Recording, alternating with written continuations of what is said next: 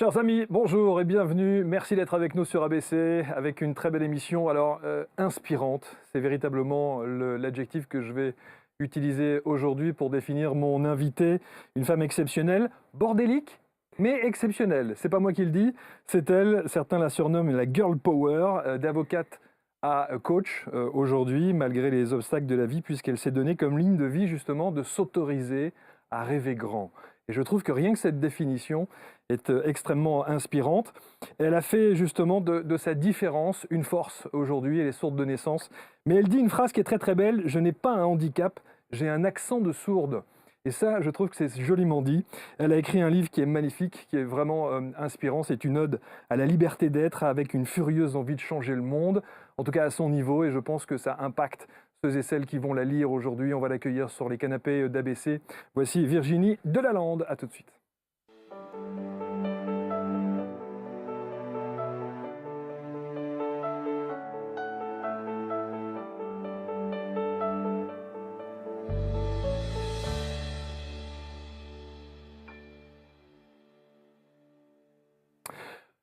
Voilà, nous sommes installés pour une petite heure en compagnie de Virginie Delalande. Bonjour Virginie. Bonjour Marc. Quel bonheur de vous avoir. Je suis très très content parce que je vous suis énormément sur les réseaux sociaux. Je regarde tout ce que vous publiez, tout ce que vous inspirez aussi. Et on n'a pas entendu ce que vous avez dit pendant le petit générique, mais vous avez dit l'entrée en matière me convient. Ça va, c'est bon? Tout à fait. Voici votre ouvrage aux éditions Kawa. C'est un livre extraordinaire. Abandonné, point d'interrogation, jamais. Vous auriez pu en faire un titre à l'affirmative, n'abandonnez jamais. Non, mais je trouvais que c'était banal. Déjà aujourd'hui, là, je trouvais que ça avait plus d'impact. Alors on va retracer évidemment votre parcours, tout ce que vous avez osé dire, parce que vous allez loin dans ce livre. Oui. Est-ce que vous vous êtes fixé des limites? Est-ce qu'il y a des choses peut-être pour votre famille que vous n'aviez pas nécessairement envie qu'ils Oui, bien sachent? sûr. Alors, des choses que je n'avais pas nécessairement envie que ma famille sache, assez peu. Parfois, des choses que je n'ai pas dites pour protéger ma famille, oui. Ah. Alors on va se référer à cet ouvrage, bien entendu, et vous dites, je n'ai pas un handicap, j'ai un accent de sourde. Oui, C'est bien dit. merci. C'est peut-être une manière aussi de briser la glace et puis peut-être de casser un petit peu les codes de ce que les gens pensent de la surdité ou du handicap. Exactement. Parce que c'est vrai que je ne me reconnais pas du tout dans toutes les étiquettes qu'on colle sur habituellement. Assure ne parle pas, donc est forcément muet. Assure est intellectuellement inférieur. Assure est analphabète. Assure n'a pas une vie très épanouie. Assure ne peut pas avoir de l'ambition professionnelle. Assure ne peut pas avoir une vie de famille, gagner de l'argent, etc. Et c'est pour ça que c'est presque une provocation Une à petite votre provocation. Alors votre parcours est assez incroyable. Vous dites que dans ce livre, c'est une ode à la liberté d'être, parce qu'on vous a empêché de l'être pendant toute votre première partie de vie? Tout à fait, mais c'est-à-dire qu'on m'a beaucoup dit tu ne pourras pas. Tu ne pourras pas parler, apprendre à lire et écrire, tu n'auras pas de bac, personne ne voudra se marier avec toi, tu ne pourras pas avoir un diplôme d'avocat, Ouais. etc., etc. Donc c'est vrai que je suis née presque avec des barrières de la naissance. Et des barrières que les autres m'apaisaient, mais qui ne me parlaient pas du tout. C'est-à-dire que quand je le voyais, quand on me faisait ça, je me disais mais de quoi il parle? Parce que je ne le ressentais pas Eh oui. intérieurement. Et alors vous êtes diagnostiqué très tôt avec ce problème. Il y a juste une chose, Virginie. Vous n'aimez pas parler de handicap, et pourtant vous le citez en permanence, le mot handicap, Oui. dans le livre. C'est presque un paradoxe. Pas forcément, c'est-à-dire qu'au départ, j'ai écrit ce livre quand j'étais au tout début de mon cheminement vers les autres. Et puis, avancé de ce cheminement, donc j'avais déjà écrit ce livre-là, plus je me suis rendu compte que des personnes qui partageaient une différence, quelle qu'elle soit physique, qu'elle soit psychologique, qu'elle soit simplement dans le code, avaient exactement les mêmes problématiques que la personne en situation de handicap. C'est-à-dire qu'il y avait cette problématique du regard des autres, de trouver leur place et de comprendre en fait comment fonctionner en sortant du cadre et comment s'épanouir. Et ça, effectivement, ça va vous suivre tout au long de votre vie. Et Oui. on sent qu'effectivement, dès le départ, c'est assez compliqué. Et là, je trouve aussi que la médecine est extrêmement brutale. On vous dit les choses d'une manière assez crue quand même, hein. Enfin, pas à moi, Pas à ça a vous, été à parce mes que vous êtes parents. petite. Eh oui, De quelque part, là-dessus, on va dire que j'étais un peu protégée. ouais. Mais c'est vrai que encore aujourd'hui, il y a encore des médecins à dire votre enfant ne fera jamais Jamais. Ouais. ceci, cela, donc on ne marchera pas, ne parlera pas, devra vivre dans des institutions. Mais encore aujourd'hui, quand Encore on voit aujourd'hui. votre parcours, on sait, c'est précisément, vous êtes l'exemple Mais même de ce qu'il justement- est possible de faire maintenant. Et on continue à vous dire, il ne Non, pourra pas. moi non. Ah bon. En revanche, Oui. j'entends des parents me dire, mes professionnels me disent que. Ah ok. Donc ça veut dire qu'en fait, la médecine évolue, parce qu'évidemment, ceux qui me côtoient ne peuvent plus dire ça. En revanche, il y a encore des médecins qui restent avec l'ancienne réflexion, qui ne se remettent pas aux questions. Alors revoyons un petit peu la chronologie de votre vie. J'ai une petite photo à vous montrer qui va s'afficher sur l'écran ici. Vous allez me dire si ça évoque quelque chose pour vous. Alors, ça, c'est la place du village où j'ai grandi. Cette place-là. Le retour le patriarche, effectivement, c'est un endroit alors, où je n'allais pas forcément, mais c'est plutôt de l'autre côté qui aurait pu être intéressant. C'est la boulangerie où j'avais l'habitude d'aller. J'ai appris à demander le pain pour la première fois. Pour la première fois. Et ce petit village, alors on est dans l'Ain, c'est ça, c'est le C'est ça, village oui. Ferney-Voltaire, Tout à fait, c'est ça. C'est le petit village où vous avez grandi, à proximité de la Suisse, c'est ça. et où vous allez à l'école. Et on sait à quel point les enfants sont cruels entre eux. À l'école, je le vois avec mes enfants, vous le voyez sans doute avec les vôtres. Et c'est là où où vous commencez à comprendre qu'il y a quelque chose de différent chez vous par rapport à eux. Alors non, ce n'est pas une école. Paradoxalement, dans cet établissement, j'ai été acceptée comme j'étais. Et je pense que ma maman y est pour beaucoup, parce qu'elle a fait un énorme travail de sensibilisation et d'accompagnement, surtout en maternelle. En revanche, c'est dès que je sortais de mon village, des personnes qui me connaissaient au quotidien, que le problème commençait. Et justement, l'anecdote à laquelle vous faites peut-être référence, c'est que nous étions invités à un anniversaire Exact. de mariage d'amis de mes parents.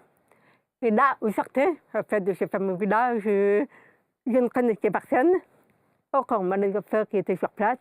Et il faisait très chaud, on attendait la pièce montée, les enfants décident d'organiser un chat. Et évidemment, pour s'amuser un petit peu plus, il désigne la plus jeune. Elle se dit, il va nous courir après, il ne nous rattrapera jamais, ça va être énorme. Et tout. Et moi, évidemment, j'ai eu pitié de cette petite fille. Je m'approchais, en lui disant, bah, écoute, si tu veux, touche-moi au promener, comme ça, on sera deux pour courir après tout le monde. Et elle n'a pas du tout vu la réaction que j'attendais. Au lieu d'un merci, j'ai eu, je ne veux pas jouer avec toi, tu parles trop mal. Et je ne te comprends pas. Donc, me prend une promenade claque et me dit, on va je ne conne plutôt plus pour elle.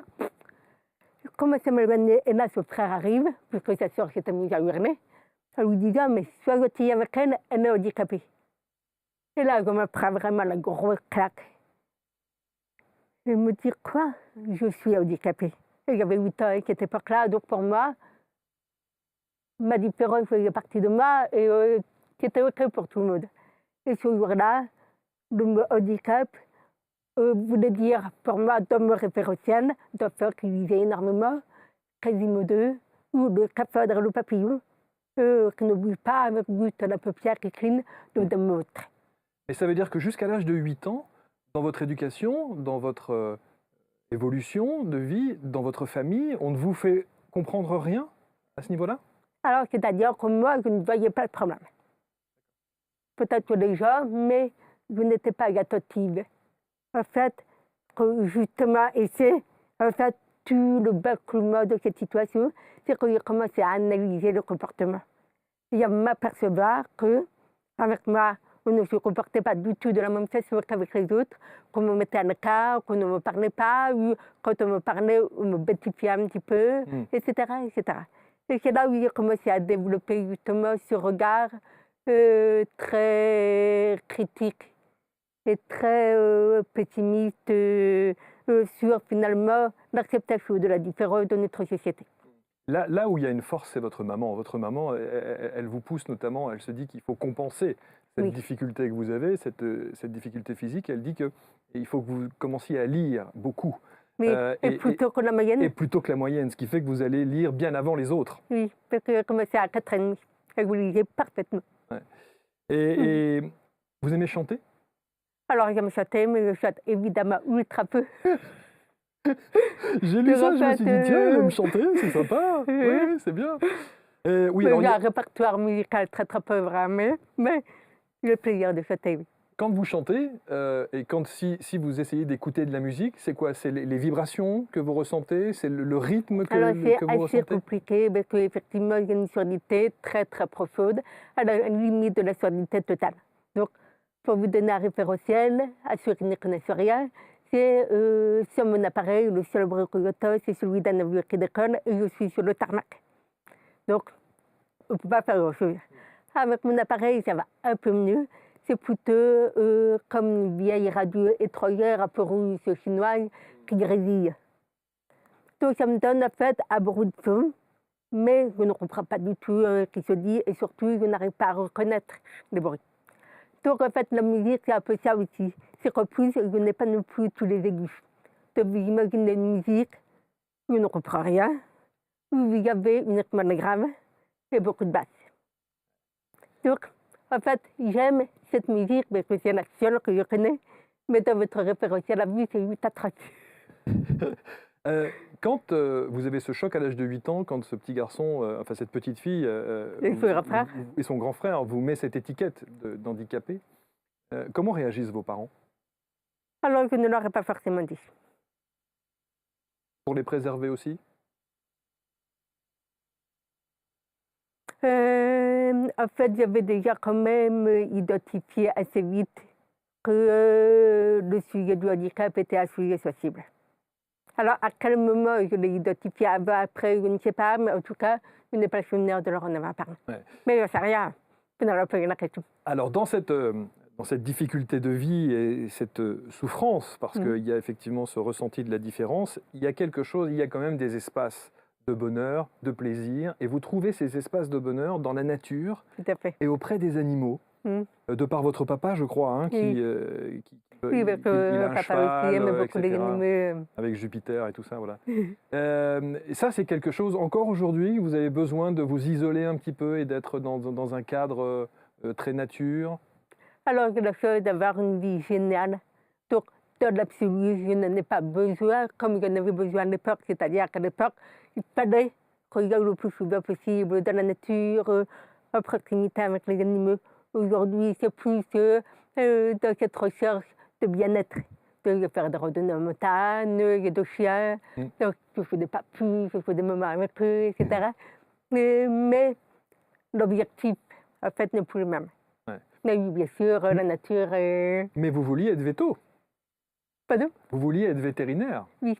Ah, ça, c'est vrai que c'était une vraie passion. Et même aujourd'hui, je me dis, ce sera ma deuxième vie quand je partirai à la retraite. Vous partirez à la retraite. Et alors, c'est votre maman qui ne veut pas que vous fassiez ce métier de vétérinaire. Non. Mais est-ce qu'elle va vous influencer à choisir le barreau et à être avocate? Ah oui, tout à fait, monsieur. Je rêvais donc d'être vétérinaire et elle est dans le médical, puisqu'elle est chirurgienne de titre. Et elle me disait, mais en fait, le médical, c'est quelque chose qui ferme, c'est quelque chose qui empêche de revenir sur autre chose quand on a un peu fait le tour de sa profession. Et intellectuellement, je n'ai pas très riche, on a vite soi-même fait le tour, etc. Essaye de choisir un métier quand même où tu puisses revenir, où tu puisses nourrir en fait ta soif intellectuelle, parce que c'est vrai que je lis beaucoup, j'adore rencontrer les gens, j'adore en fait apprendre. Et en plus, elle me disait, vétérinaire, ma chérie, vite à vivre des choses, l'Afrique ou vivre à la campagne et accoucher des cheveux, ce n'est pas très féminin. Donc elle avait un certain nombre de raisons qui faisaient que dans sa vie ou des choses, je n'étais pas du tout à ma place. Sincèrement, je pense encore aujourd'hui que j'ai trompé, mais je n'ai pas eu le choix à l'époque. Et donc, elle m'a effectivement aidée dans ma réflexion parce que c'était pour moi vétérinaire, rien d'autre. Donc il a fallu à un moment donné qu'il y avait d'autres possibilités. Et le droit a été une option qu'elle m'a proposée. Et je me suis dit, mais en fait, elle n'a pas tort. Parce qu'en fait, ça vient toucher M. Timodéutis.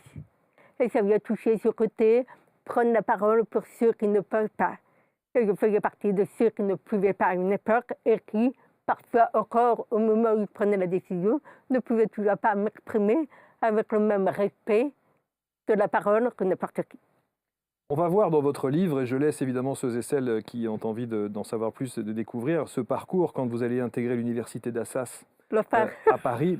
L'enfer sur terre. Incroyable. Et c'est là où on se dit, il y a quand même un manque de pédagogie de certains un manque d'humanité surtout. Un manque d'humanité aussi. Parce qu'un exemple très très simple, et vous le donnez très bien, c'est que dans les amphithéâtres de fac, en fonction de l'endroit où vous êtes positionné dans l'amphithéâtre, vous êtes très loin du bureau du professeur. Mais de toute façon, entre le promeneur et le bureau du professeur, il y avait 5 mètres. Déjà. De toute façon, quelle que soit la place, vous n'avez pas de problème de détail. Et comme vous lisez sur les lèvres, le fait d'être extrêmement loin du prof, c'est impossible. Très problématique. Et puis même, dans l'absolu, même s'il était à côté, vous la vitesse à laquelle il allait, comment je fais pour à la fois regarder ses lèvres et ma feuille pour écrire.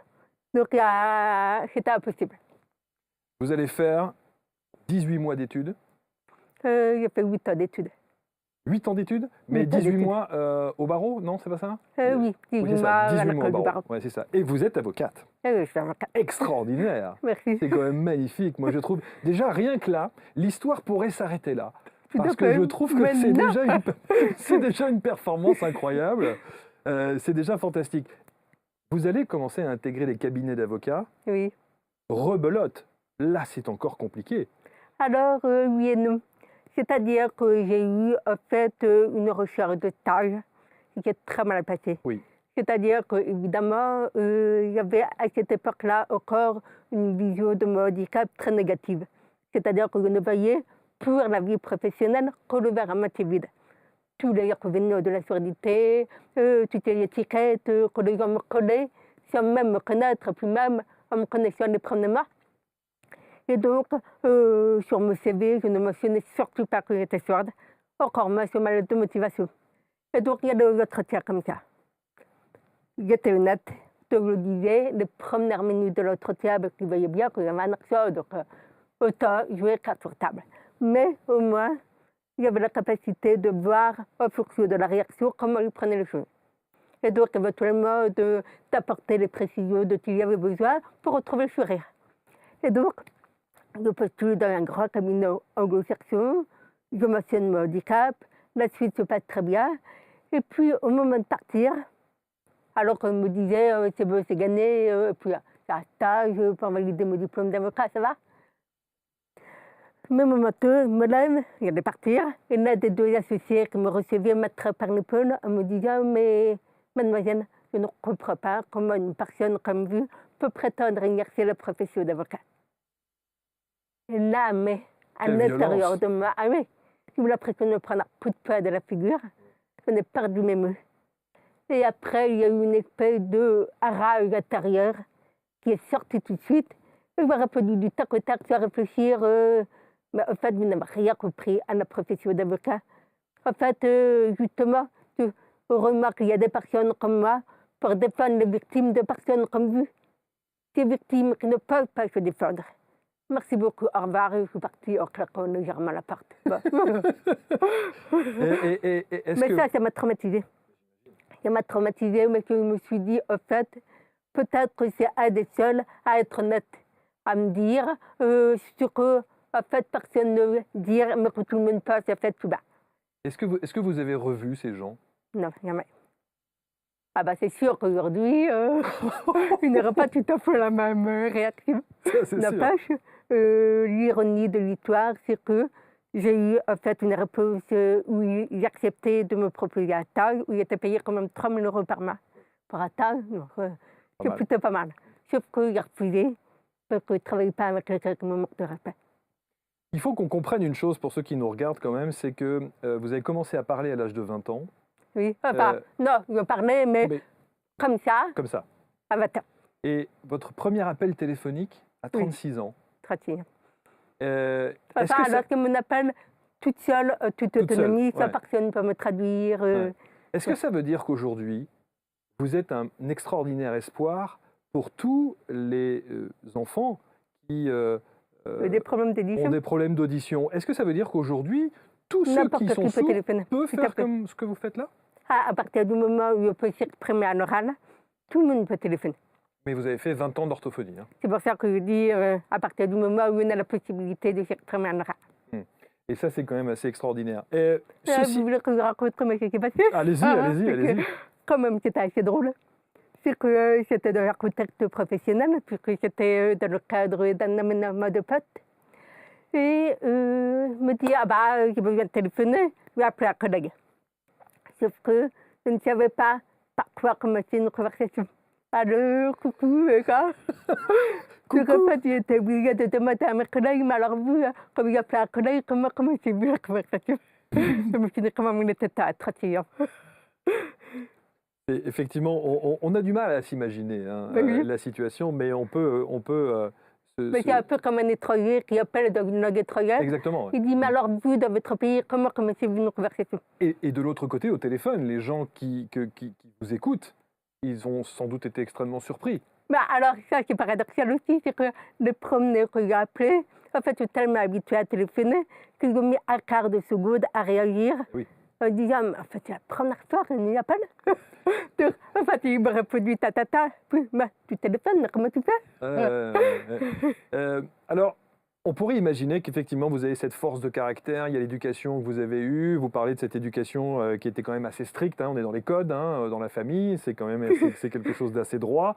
L'école catholique, le scoutisme, tout ça, vous l'évoquez dans votre ouvrage. Mais vous dites que vous avez cette petite voix intérieure en permanence qui vous dit « J'avais l'impression de n'attirer que le négatif, de n'avoir que des problèmes et des gens méchants autour de moi, et que ceux qui étaient sympas ne l'étaient que par pitié ou par intérêt. » On sent quand même que vous n'êtes pas bien, au point d'en arriver à faire une lourde dépression. Et même après, même au suicide. Et même une tentative, enfin, en penser au suicide en tout cas. Ah non, mais vous l'avez programmé. Et vous l'aviez programmé. Et c'est votre père et Nicolas. Ma c'est ça. Ouais, c'est ça. Alors oui, c'est bien que, je vous disais tout à l'heure, c'est cette notion de voir le verre toujours à moitié vide. Parce que forcément, quand on ne voit que le négatif de ce handicap, après, on est à l'affût de tout ce qui vient confirmer notre croyance. Ça, c'est humain. C'est chaque fois qu'on est optimiste, chaque fois qu'on est bienveillant, on capte tout ce qui vient conforter, en fait, notre croyance. Sauf que ma pas de bol, c'était négatif. Je ne savais pas comment faire pour passer autrement, parce qu'il y avait déjà des personnes qui m'avaient dit « Non, mais t'as quand même une vision assez négative et tout ça », sauf que il y avait beau me dire qu'est-ce que ça veut dire par là, qu'est-ce que je peux modifier. Dans la pratique, en fait, au final, il y avait que le négatif, en fait, qui s'enregistrait dans mon esprit. Et d'ailleurs, on le dit très bien, en psychologie, il peut 9 phrases positives pour effacer une phrase négative. Donc, comme il y en avait moi régulièrement, il y avait beaucoup de positifs, il n'y en avait pas assez qui arrivaient pour effacer le négatif. Et donc, c'est Nicolas qui prévient votre papa, parce qu'il sent que vous êtes extrêmement mal à un instant, à un jour J. Votre papa vient vous voir, et comme lui consultait aussi, je crois, une thérapeute. Une thérapeute, il va vous permettre d'avoir un rendez-vous en urgence avec cette thérapeute. Alors en fait, c'est plus simplement que lui ne voulait pas qu'on aille voir sa thérapeute à lui, donc il a plutôt demandé à sa femme, qui elle-même avait une thérapeute. Et c'est elle, en fait, qui m'a reçu en urgence. Elle est extraordinaire. Génial. Elle vous a sauvé la vie. Mais complètement. Muriel, hein, c'est ça? Non, c'est ça? Muriel, c'est ça son prénom? Ouais, c'est ça. Elle vous a sauvé la vie. Mais complètement. Et puis surtout, en fait, ce qui est particulièrement intéressant, c'est que des thérapeutes, j'en avais vu à paquet, sauf que j'en avais vu pour de mauvaises raisons. J'en ai vu parce que quand on a un handicap, on nous prend facilement pour des cobayes. Donc on nous fait passer des tests d'intelligence, de psychologie, des tests pour voir comment on évolue dans la société. Et parce que dans la tête des gens, c'est normal, dans le mal d'être dépressif et tout ça. Donc, en fait, quand je leur disais, mais trouve qu'on avait vraiment dur, en fait, il n'allait pas chercher le vrai problème. Il renforçait en fait ma croyance que c'était à cause de mon handicap. Et Muriel, en fait, elle a eu une approche très différente, c'est qu'elle ne m'a posé aucune question, sauf une qui justement a transformé ma vie, c'est qu'elle m'a dit, mais qui êtes-vous, Virginie? Alors, je me dis, bah, j'ai Virginie Delalogne, 28 ans, mariée, 2 enfants, responsable des services juridiques, enfin, la réponse banale. Et la marraine, elle me dit, donc déjà, elle avait les yeux bleus. Et en fait, elle avait un regard qui était très doux. Et en même temps, qui m'a trop partie à ce moment-là, parce qu'elle m'a dit, mais qui êtes-vous vraiment au feu de vous-même? Et là, j'ai ressenti à vide. Impossible de répondre à la question. Et vous repartez régulièrement dans votre voiture en larmes? Oui, alors, c'est encore autre chose, parce qu'en plus, je suis quand même pas la fille facile. Il y a vu que... Il y a du caractère, hein, il y a de la poigne. En même temps, j'ai eu une éducation. Oui, bien sûr. La rebelle s'est bien réveillée. Et c'est vrai que pendant 1 an, je suis allée toutes les semaines sur des rames.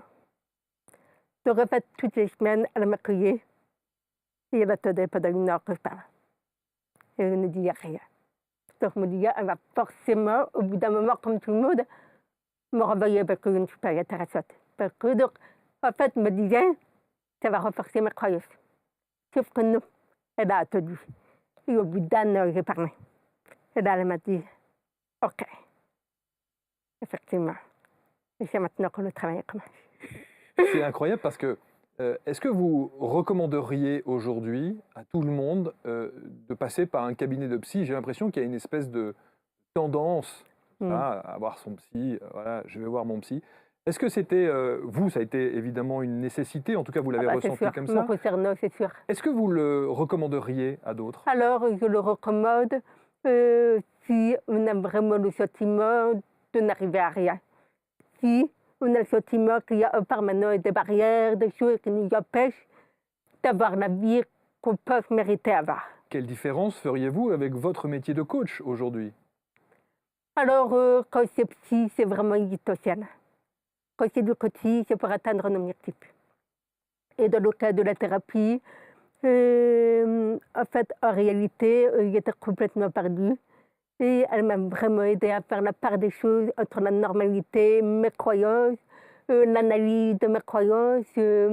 Par exemple, je pensais que tous les problèmes venaient de mon handicap. Et en fait, je me suis rendu compte que pas forcément. Il y avait une partie de mes problèmes, enfin, que c'était 20% mon handicap. Et ça, on ne va pas se mentir. Oui, c'est une réalité. En revanche, il y avait 80% de mes problèmes qui étaient des problèmes qui pouvaient arriver à tout le monde, de type la confiance en soi. Pas besoin d'être en situation de handicap pour avoir un problème de confiance en soi. Bien sûr. Le syndrome de la bonne élève. C'est-à-dire que, en fait, je voulais tellement plaire que je me donnais mes puissances 50 000 et quand les gens ne me remerciaient pas à la hauteur de mon investissement, vous ne comprenez pas? En plus, quand il s'agissait évidemment d'une augmentation de salaire, d'avantages en entreprise et tout ça, comme mes collègues avaient, en faisant la quart de la moitié de ce que je faisais. Je me disais à quel moment, à un moment donné, on va me respecter, je vais me sentir légitime et tout ça, pas besoin de handicap. Après, il y avait évidemment le côté familial, parce que dans ma famille, il y avait des petites choses à travailler aussi. Ma relation avec mes enfants, il y avait une relation avec mon fils qui était très conflictuelle. Il avait 4 ans, il y avait la pression de passer mon temps, il me donnait des fessées. Je n'étais pas moi pour la violence éducative, mais il y avait la pression qu'il y avait que ça qui marchait. Et pareil, on a travaillé ça, elle m'a montré en fait comment faire pour ne pas toucher son enfant. Et je fais respecter et avoir une éducation harmonieuse et qui soit à la fois respectueuse de ses besoins et des miens. Donc en fait, on a travaillé beaucoup de choses. Et je me suis rendu compte qu'au bout de 2 ans, en fait 3, parce que la première année, j'aurais dit, au bout de 3 ans, j'allais très bien dans ma vie personnelle, etc. Je me suis mis à travailler parce que, évidemment, je suis partie à Paris pour des raisons X et Y. Et là, j'ai eu donc une nouvelle vie professionnelle et j'avais l'impression que tout ce que j'avais réglé dans ma vie personnelle revenait, mais fois 10, dans ma vie professionnelle. Et là, j'ai pris un coaching. C'est là où effectivement, j'avais noté, vous parliez tout à l'heure de lutter contre le syndrome de la bonne élève, lutter contre le regard des autres, lutter contre les personnes toxiques. Tout ça, elle va vous apprendre à maîtriser, en tout cas, ce que vous ressentez. Et vous parliez de vos enfants, vous avez fait une parenthèse avec vos enfants, parce que vous étiez maman, effectivement, Oui, oui, déjà, mes enfants pendant mes études.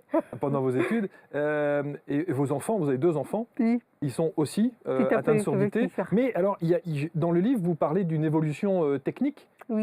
Ils sont appareillés d'une manière différente de vous? Oui, c'est-à-dire que entre ma génération, où le seul moyen de réparer au mieux la surdité, c'était l'appareillage classique et tout ça. Entre-temps, eux avaient une technologie qui est arrivée, c'est l'approche cochléaire, donc c'est une opération, et qui permet de restituer l'audition, même sur des fréquences qu'on n'entend plus. Donc mes enfants ont la même surdité que moi, mais eux, grâce à cette opération, entendent les aigus. Et pourquoi vous n'avez pas eu cette opération, Si, vous? si, je l'ai eu, mais vous ça n'a l'avez pas eu aussi? marché sur moi. Ah, ça n'a pas marché. Et En votre... plus, ça m'a plagué une oreille, donc... Et votre fils qui est casse-cou, hein, visiblement, en plus de ça, il tombe à l'école, je crois, où il chamaille avec des Oui, copains, je sais pas quoi. Enfin bref, bon, voilà. il me Bon. fait des 4 sur coup, Oui, c'est j'ai ça, été c'est ça, opérée c'est ça. plusieurs fois, bref. Et votre mari aussi? Alors, mon mari, Si. on est divorcés aujourd'hui, mais mon mari, oui. Alors, c'est drôle parce que pendant des années, il a refusé cette opération, alors que pour lui, c'était vraiment la solution miracle. Et en fait, après notre séparation, il s'est fait implanter. Et effectivement, il voit la différence. Oui, clairement. Comme quoi, il n'est jamais trop tard. Absolument. Donc il y a eu, on a parlé de ce cabinet d'avocats, il y a les grandes entreprises, et puis en sortie de cette thérapie, il y a effectivement cette prise de conscience, j'ai l'impression, où là vous vous dites, et vous vous posez une question simple et existentielle, c'est qu'est-ce que j'ai envie de faire? Qu'est-ce qui me fait vibrer? De quoi est-ce que j'ai véritablement envie de vivre aujourd'hui? On a l'impression que vous avez envie de donner un sens à votre vie. Tout à fait. Exactement. Alors, ça ne s'est pas fait tout de suite. C'est-à-dire que j'ai d'abord eu cette expérience professionnelle où je suis revenue en France. J'ai été engagée au siège d'une très grande société du CAC 40, 40, ouais. très internationale. Donc, il y avait un environnement intellectuellement génial, avec un beau salaire, avec un environnement international comme je le souhaitais, donc de travailler en français, de travailler en anglais. Mais comme je travaillais dans le service juridique, qui était rattaché à toutes les questions un peu institutionnelles, relations avec les investisseurs, émission d'actions d'obligations, tout ce qui était hautement stratégique et confidentiel. Il avait refusé, en fait, que j'ai des amenements de poste avec mon accord. Donc, pas de jugement par rapport à ça, parce qu'en fait, il disait le problème, c'est que en face, il y avait une entreprise qui a un chiffre d'affaires, mettons, 200 000 euros par an, versus la multinationale qui a une présence dans 60 pays, des milliards. Donc, même si on attaque cette société au outil parce qu'il y a une fuite d'information, le mal est fait. Vous comprenez, mais alors, 2000%. Sauf que je me suis retrouvée au fait dans un contexte, je ne vais pas expliquer les détails parce qu'il n'y a pas beaucoup d'intérêt, où à un moment donné, c'était devenu très conflictuel avec 2 de mes collègues. Donc je me suis retrouvée évidemment dans une situation toxique avec des scènes d'humiliation devant 70 personnes. Personne ne prenait ma défense, mais hop, ils venaient me voir en me disant « au soutien, on est vraiment désolé, mais elle soit atroce, machin ». Mais en fait, personne ne disait rien. Et ça se faisait toujours hors la présence, évidemment, de managers. Mais c'est fou parce que ça vous suit depuis toujours, ça. De quoi ? Le côté où on est tout le temps en train d'essayer de vous faire courber les chines un peu, ou éventuellement ces espèces d'attaques qu'il y a en permanence, depuis toujours, en permanence. Oui, en même temps, c'est aussi ça, le handicap. C'est que les gens, en fait, qui ne comprennent pas ou qui n'ont pas d'empathie, mais là, on pourrait quand même dire, poussent. oui, mais là, on pourrait quand même dire, vous êtes avocate, vous avez fait vos études, vous avez fait vos preuves, vous parlez maintenant distinctement. Parce que là, pour le coup, alors, il y avait une partie qui s'expliquait par le fait que pour arriver dans ce service, il fallait en fait un CV, mais béton de béton. Et donc, moi, j'avais un CV atypique, parce que je venais de l'étranger, parce que, en fait, normalement, il faut travailler dans des cabinets d'avocats internationaux. Moi, je venais d'une entreprise en Suisse, pas du tout dans ce domaine-là. Et au départ, j'avais été embauchée pour un autre service. Sauf que ma directrice a fait un burn-out. Et je n'étais pas assez ancienne, parce qu'il est arrivé Ouais, depuis 4 jours, ouais, c'est ça. pour en fait la remplacer. Et donc, je me suis retrouvée parachutée dans un service où il a fallu tout apprendre. Et elle n'a pas compris, ne pas accepté et ne pas eu envie de me former. Or, la configuration faisait que j'avais besoin quand même d'être formée. Et du coup, tout ça a généré une espèce de moteur mayonnaise. À quel moment vous vous dites, tout ça, c'est plus pour moi, Quand j'ai commencé le coaching. le coaching? C'est pour ça que j'ai commencé, parce que je me suis dit, non, mais en fait, il y a la pression de revivre en permanence des situations. Et la différence, c'est qu'en fait, dans ma vie personnelle, j'ai fait le ménage dans mon entourage. Je me suis dit, tous les gars toxiques, dehors, tous les gens qui me tirent vers le bas, dehors. Sauf que dans la vie professionnelle, on ne choisit pas les gens avec qui on travaille. Donc, je me suis dit, hors de question que ces femmes me fassent me faudrait tout ça.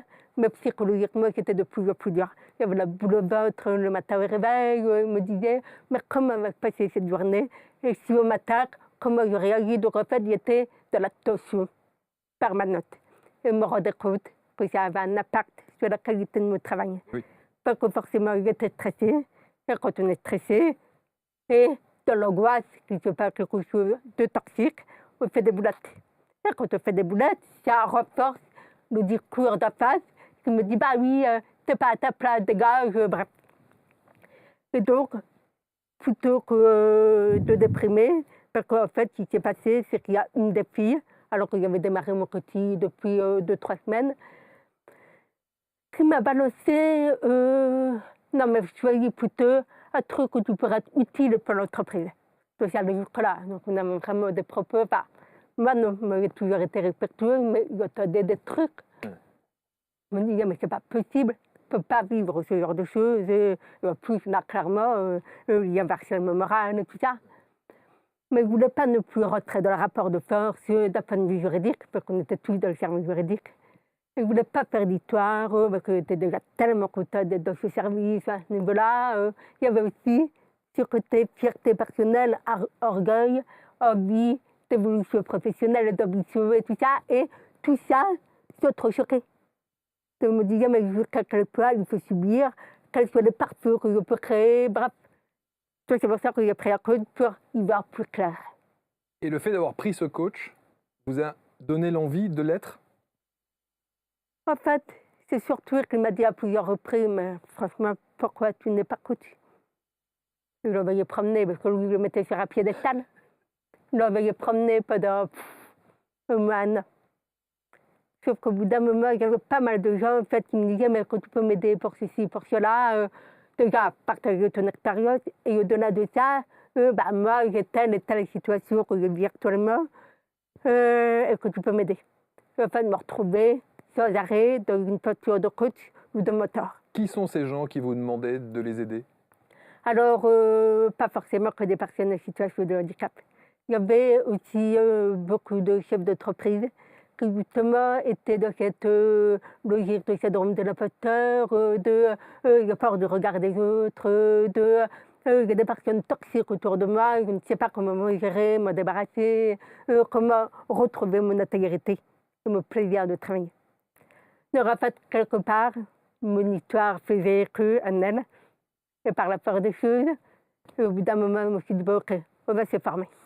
Donc vous êtes formé, vous avez monté une société qui s'appelle Handicap Power. Oui. Pourquoi, là aussi encore, prendre le mot handicap dans le titre de votre société? Parce que là, c'était aussi à plein d'échecs. En fait, en même temps que le livre et tout ça, c'est que je ne supportais pas ce regard négatif de la société sur le handicap.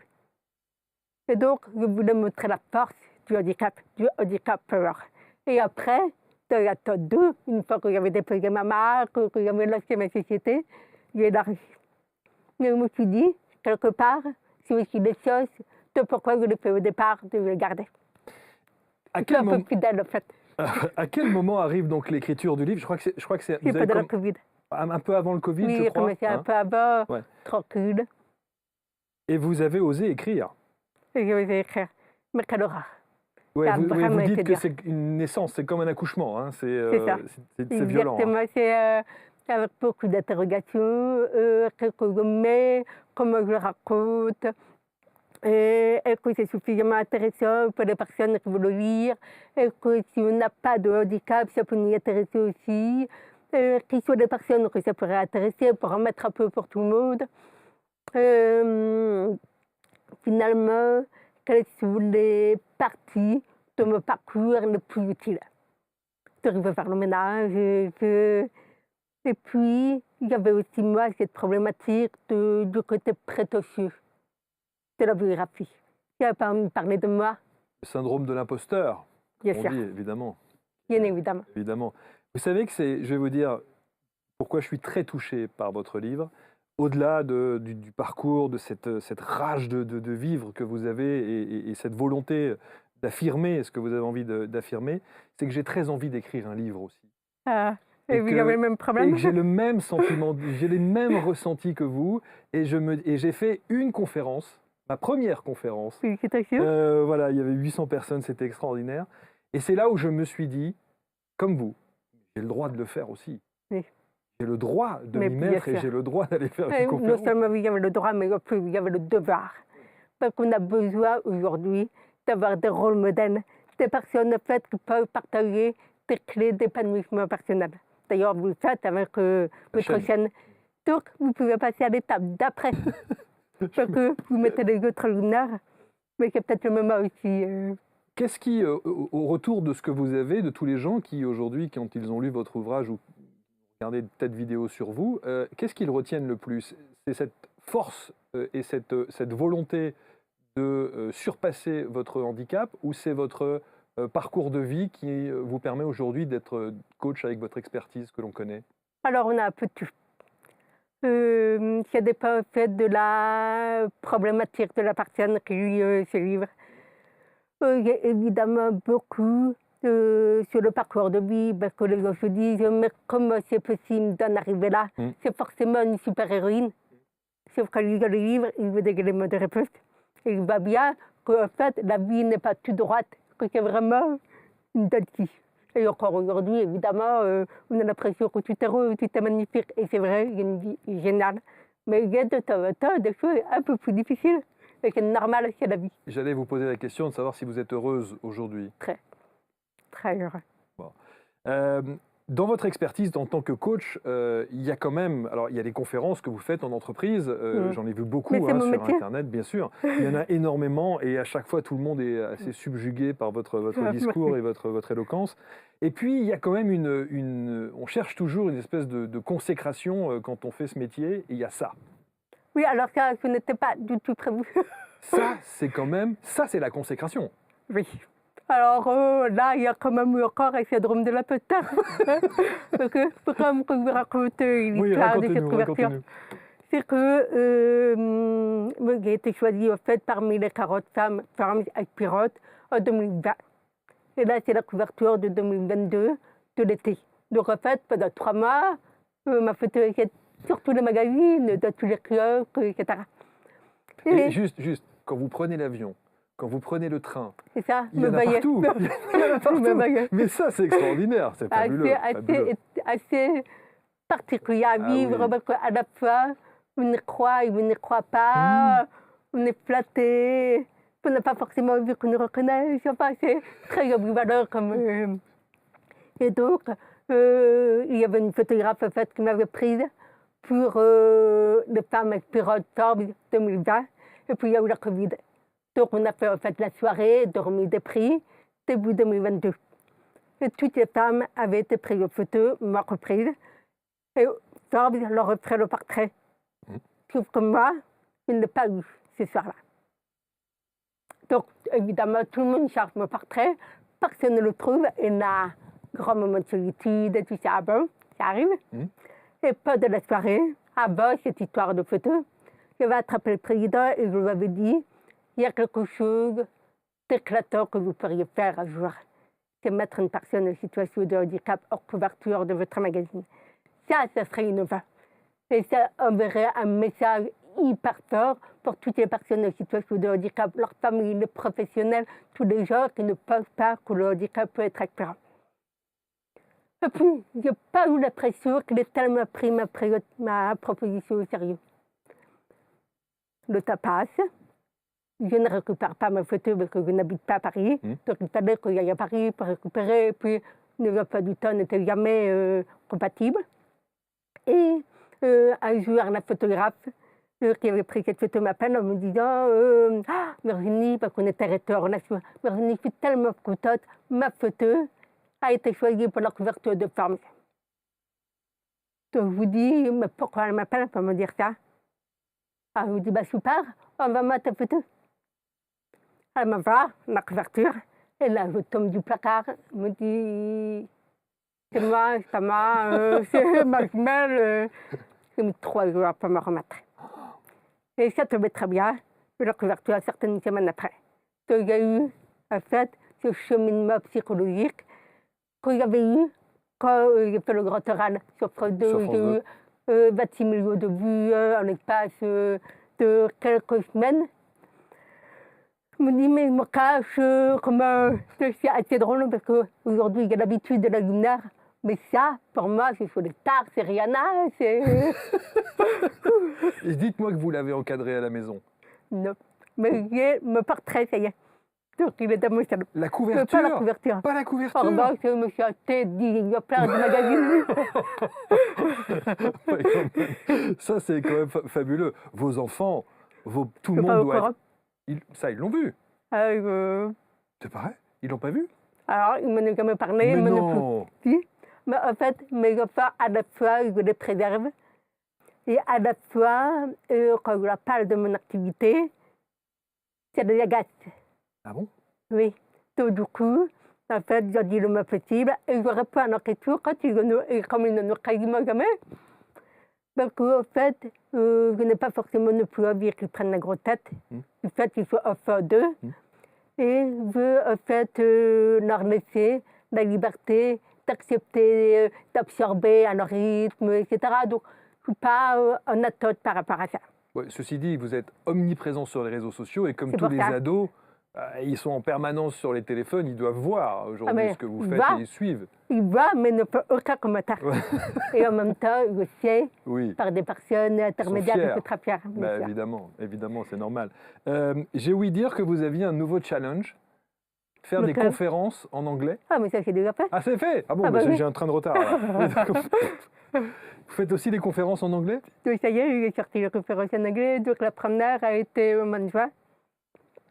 Et c'était assez drôle parce que, autant, mon plus grand défi, c'était de prendre la parole au public. Donc, déjà, devenir conférencière, c'était un sujet majeur qui m'a pris des mois et des mois pour accepter que vous pouvez m'écouter avec mon accent, que vous pouvez s'intéresser au fait à mon parcours de manière positive, que vous pouvez inspirer les gens, que vous pouvez en fait parfois déclencher des choses dans leur esprit, bref, avoir une vraie place de conférencière qu'on payait pour en avoir. Pendant des années, j'étais plutôt en mode c'est bénévole, comme ça, si c'est mauvais, voilà, tout va bien. Tu sais, tout ça, ça a vraiment pour moi été un énorme travail intérieur d'acceptation. En fait, je me trompais dans mon champ des possibles. Il était bien plus vaste que je ne l'imaginais. Et l'anglais, pour moi, c'était encore le graal ultime, au-delà de la prise de parole au public. Je m'étais dit, non mais avec mon accent de sourd, de plus, une Française qui parle anglais, je n'ai jamais été en immersion. Alors j'ai été 3 semaines à moi. Oui, comme tout le monde. Oui, voilà. Mais je n'ai jamais habité dans un pays anglo-saxon. Donc, je me dis, on va essayer. Pour le challenge, et puis si c'est mauvais, et puis voilà. Sauf que ça a super bien marché. Ah, super. Super. Donc maintenant, oui, dans des conférences en anglais. J'avais très envie de vous poser, Virginie, une question. Je me suis demandé si j'avais le droit de vous la poser. Et je vais quand même le faire là. Ma question ne fait pas discrète, il faut une réponse. Alors, je vous pose la question. On dit souvent, et si c'était à refaire? Mais on dit souvent, et si c'était à refaire, à des gens qui ont un parcours de vie, même avec quelques embûches, mais qui n'ont pas nécessairement de handicap. Aujourd'hui, c'est quand même votre handicap qui vous permet aujourd'hui d'avoir cette visibilité-là, d'être heureuse comme vous l'êtes. Ouais. Est-ce que vous auriez aimé ne pas l'avoir? Ce handicap, non. Au contraire, il me dit aujourd'hui, c'est l'une de mes plus grandes richesses. Une de mes plus grandes richesses à plusieurs niveaux. Premier niveau, la compréhension de l'humain. À la fois dans le pire de l'homme, mais aussi dans le meilleur de l'homme. Parce que, évidemment, j'ai eu des hommes qui étaient juste atroces, mais j'ai aussi eu des parts dans ma tempête, des personnes qui étaient là, comme même moi, je ne croyais pas en moi. La deuxième chose, c'est que ça m'a obligée, en fait, très vite, à être en introspection pour apprendre à me connaître. Parce qu'au départ, on ne voit que le côté négatif, mais à un moment donné, il faut voir le verre à moitié plein. Il faut gérer le regard des autres, il faut gérer la communication. Parce qu'au départ, on réagit de manière agressive, de manière épidermique, émotionnelle. On a des émotions qu'on ne sait pas gérer. Donc, justement, ça nous apprend en fait beaucoup plus vite que les autres, parce que nous, on est confrontés beaucoup plus souvent. Donc, en termes de développement personnel, en termes de recentrage, qui suis vraiment, et que je vais laisser les autres me définir, ou définir le regard que je me porte.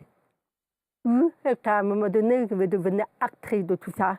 Je vais prendre ma vie en main et me centrer sur, en fait, ce qui, potentiellement, dans ma vision des choses, me rendra heureuse et épanouie. Et c'est cette recherche du bonheur, en fait, qui fait que, quand on a un handicap, quand on a un accident de la vie, forcément, on se pose la question, puisqu'on passe dans des phases de down. Mais justement, une fois qu'on est remonté, qu'on a fait preuve de résilience, qu'on a compris, en fait, la notion qui se cachait derrière nos cadeaux mal emballés, par rapport aux autres, on a gagné du temps. Donc, en fait, moi, tout ça, je le fais entre 28 et 30, 35 ans. Il y a des gens qui peuvent travailler 80 ans. Donc, il y a une chose, mais dingue, d'avoir de l'avance par rapport à beaucoup de gens. La troisième chose, c'est que ça m'a permis, en fait, de découvrir mes forces. C'est-à-dire, je repousse les limites comme une aventurière.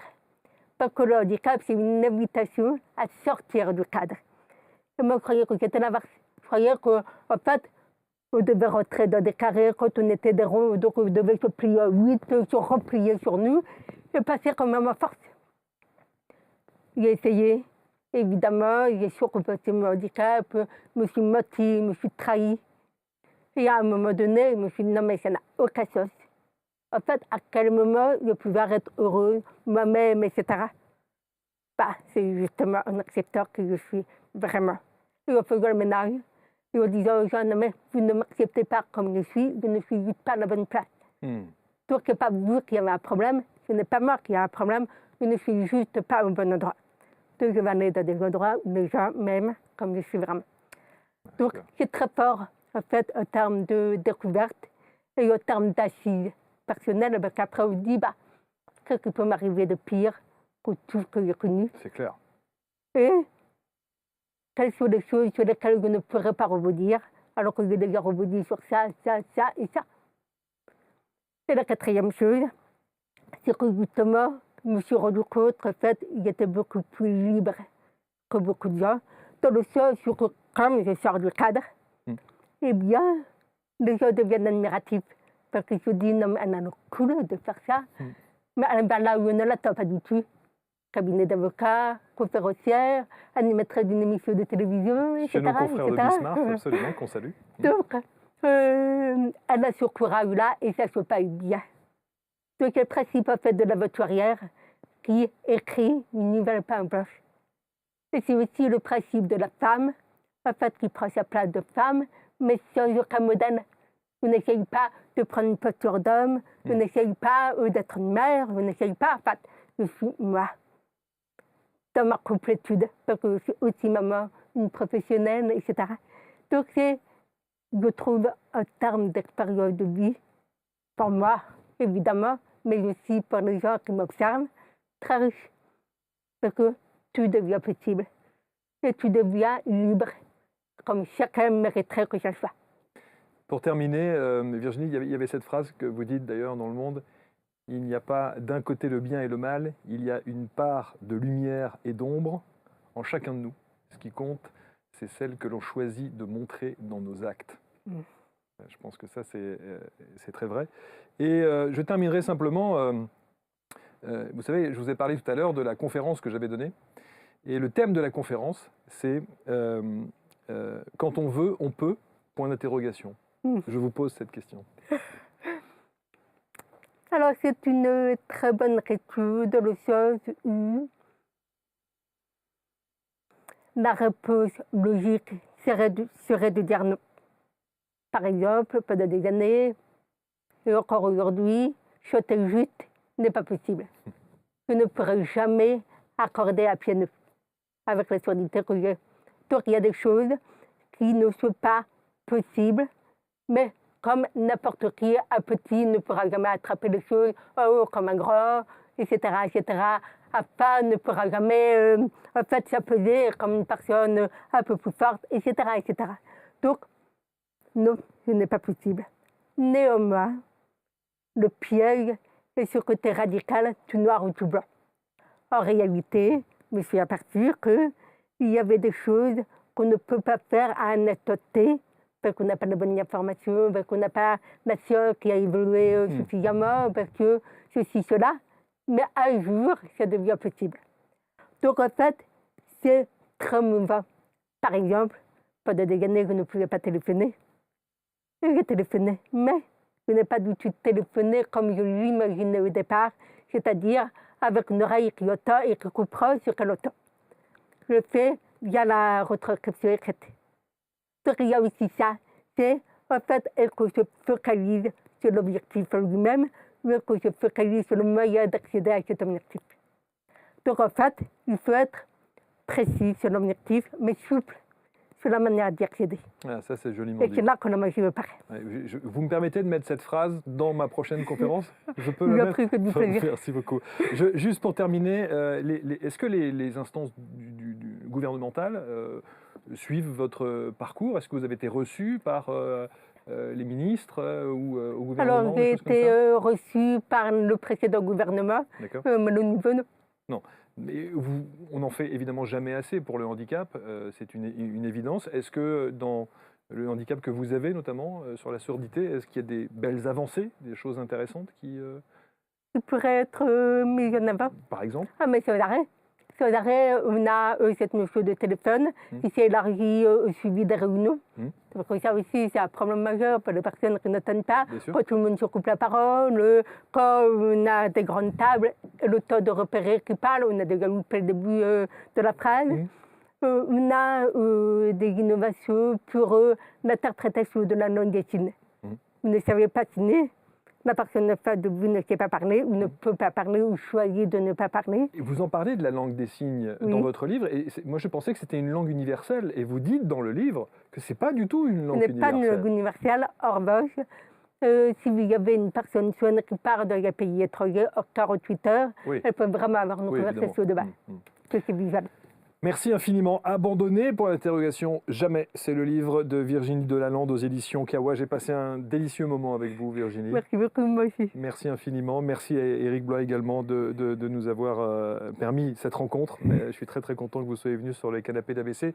Autant vous dire qu'on a besoin de vos commentaires, de vos partages. N'hésitez pas. Rendez-vous également chez nos confrères de Bismart, puisque Virginie fait l'émission. Et c'est quand d'ailleurs ces émissions sur Bismart? Alors c'est tous les 15 jours, tous les le 15 samedi jours. et dimanche. Samedi et dimanche, voilà. Et on parle de quoi?